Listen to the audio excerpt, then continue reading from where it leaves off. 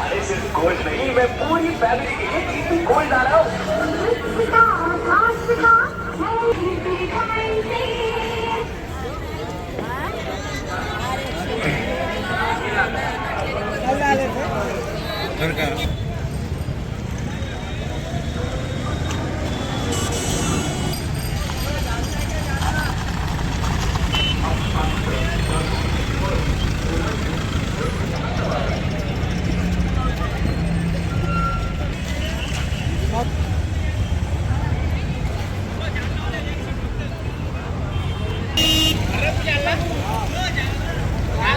मी अकोल्याला चाललो आहे. माझी आईची तब्येत खराब आहे आणि मला फोन आला तसा मी निघालो इथून.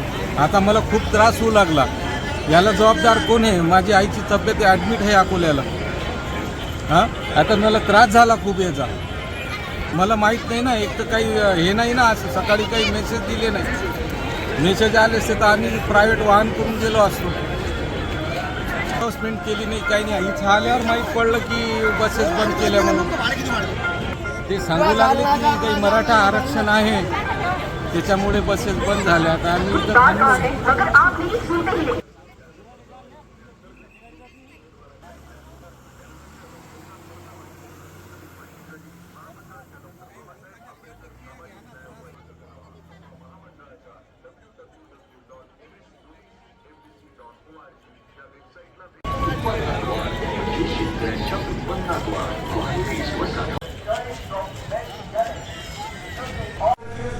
काही बस बंद करण्यात आलेल्या आहेत का? नेमकं कोणत्या रूटच्या करण्यात आलेल्या आहेत बस?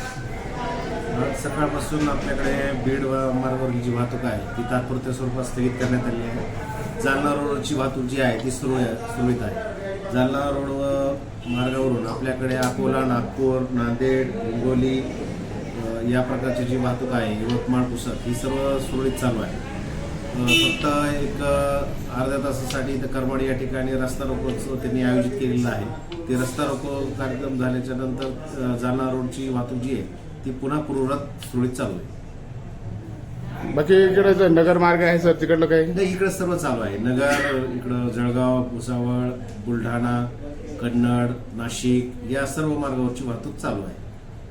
जनतेला काय आवाहन करणार आहे? जनतांना एवढंच आवाहन की बाबा एसटी महामंडळानेच प्रवास करा, थोडासा संयम बाळगा आणि वाहतूक पूर्ववत सुरू झाल्याच्या नंतर एसटी महामंडळाच्या सेवेचा लाभ घ्या. मी अकोल्याला चाललो आहे. माझी आईची तब्येत खराब आहे आणि मला फोन आला तसा मी निघालो इथून. आता मला खूप त्रास होऊ लागला. याला जबाबदार कोण आहे? माझी आईची तब्येत ॲडमिट आहे अकोल्याला.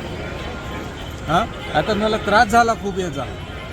मला माहीत नाही ना, एक तर काही हे नाही ना, असं सकाळी काही मेसेज दिले नाही. मेसेज आले असते तर आम्ही प्रायव्हेट वाहन करून गेलो असतो. अनाउन्समेंट केली नाही, काही नाही. इथं आल्यावर माहीत पडलं की बसेस बंद केल्या म्हणून. ते सांगू लागले की काही मराठा आरक्षण आहे, त्याच्यामुळे बसेस बंद झाल्या. आता आम्ही इथं